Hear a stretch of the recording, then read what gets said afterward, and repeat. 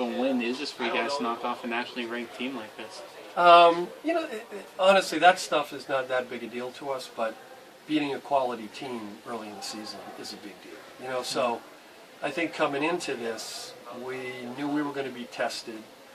We knew they're good. They're very confident and mature.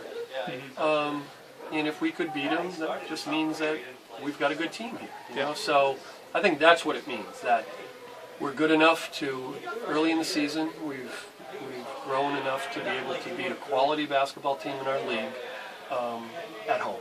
So, hopefully we can build on this and continue to grow ourselves as a team. Yeah. In the first half, at least, a lot of the offense coming off backdoor cuts into the paint. Where did that come from? Is that something you saw in your scouting, or is that something you do a lot anyway? Well, I think we've got a team now that recognizes how they're being played. And, Pierce just sort of overplayed passing lanes and extended down screens, and our guys just recognized it and cut it. So they play us like that a lot, So, I'm sure coming into this game they were going to try to take Mabrey away because he's played so well. Yeah.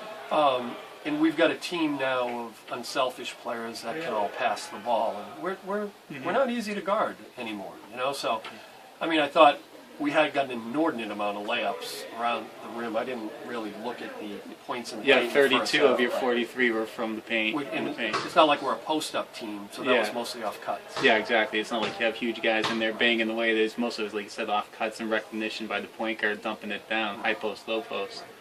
And then in the second half, your field goal percentage dropped, but you still got a lot of points just going to the basket, getting fouled, and making the free throw. Yeah, and I think that was the key, So we didn't necessarily make our shots, but we found our way to the foul line because we put tremendous pressure off them with our cutting and our dribbling.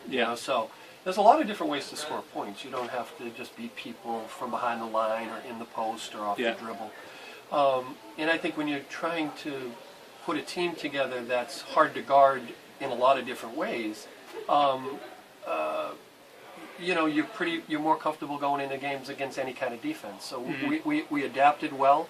Thought in the second half the foul line became our friend, and that's a lot of foul shots for us. 28 foul shots, and 24 for 28 is terrific. Yeah. And then the two big trays at the end there in the last minute. Just how big was that to put this game away? James was huge. I what was that, a 4-point game that James hit? I think so. Yeah. And the shot clock was running down. Yeah, it was. Yeah. And we were having trouble guarding Eric. So the shot clock was down. He had the big guy on him and basically just backed him off a little bit. And then Mikey's, I think, was just sort of icing on the cake. Once we got that one, under a minute to go, or it was sort of, they were going to have to pull off something very special to beat us. Yeah. So I'm proud of my team. I think we've got something going here. If they continue to grow, I think we'll get ourselves back to playing at the top of the league, which is what we're used to. In the Merrimack game, a lot of the guards were coming off down screens, which our team sets the best screens in the NE10. Don't want that to get mixed up with anything. But we were getting a lot of easy shots coming off screens. So this game, they probably watched the film and saw us coming. So they jumped the big guy with the man setting the screen. They jumped that, and it just slips right to the rim in the first half. And then they adjusted, and when they adjusted, we adjusted also, and got easy shots on the outside and drives because they're running back out at us and just wonderful kicks or whatever. So. And just staying aggressive in the second half. 24 for 28 from the free throw line. Obviously, you're getting to the line a lot. Just how'd that happen? Yeah, we actually hadn't been getting to the line very much. So, coach brought it to us and said, "Hey, you guys need to get to the line to beat this team." So, and we saw that they had 7 fouls quickly. So, we just brought each other together and said, "All right, we gotta get to the rim and get their foul line because we all can make free throws." So, we just started attacking and. Being more aggressive and like I said, moving the ball a lot got us easier lanes open and cuts. Everybody cuts easy layups. And then the 2 3-pointers late, the one by Mike. Was it John, and then the one by Mike to put the game away. Oh yeah, that those were huge for us. On one of them, I even said this to Mike too. I was like, "Don't shoot it," because I thought we were trying to move the ball around more. He just shot anyway, and I just said, "All right, great shot." So you're 0 for 2 this year when telling people not to shoot. I should just tell them not to shoot more often.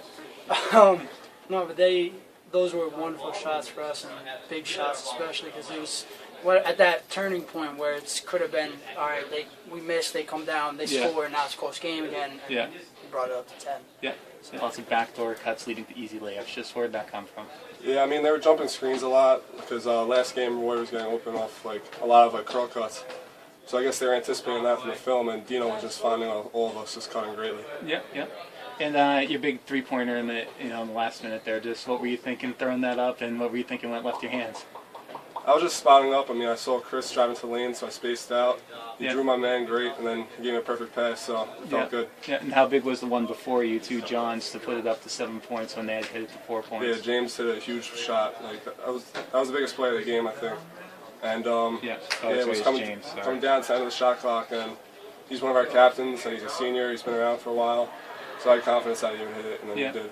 Yeah, and then talk about getting to the free throw line a lot in the second half. You guys weren't getting those backdoor cuts anymore, but staying aggressive and getting to the line for the points. Yeah, we knew we were just going to have to go at them. Like, we'd have a better chance if we were going to get to the line. We knew because lately we haven't been getting to the line as much as we'd like, but we knew, like, in order, if we wanted to win this game, we're going to have to get to the line a lot and be aggressive. Yeah, and 25 points, I think, is a season high for you. Yeah. So career high as well. Just how were you feeling out there today? Was it just a level of competition that raised your game, or what? Yeah, I mean, it felt really good. I mean, my teammates would find me in good spots. Dino found me cutting a bunch of times. My teammates found me kicking out, like, for jump shots, and they drew attention. So, I mean, it felt good, though. Okay.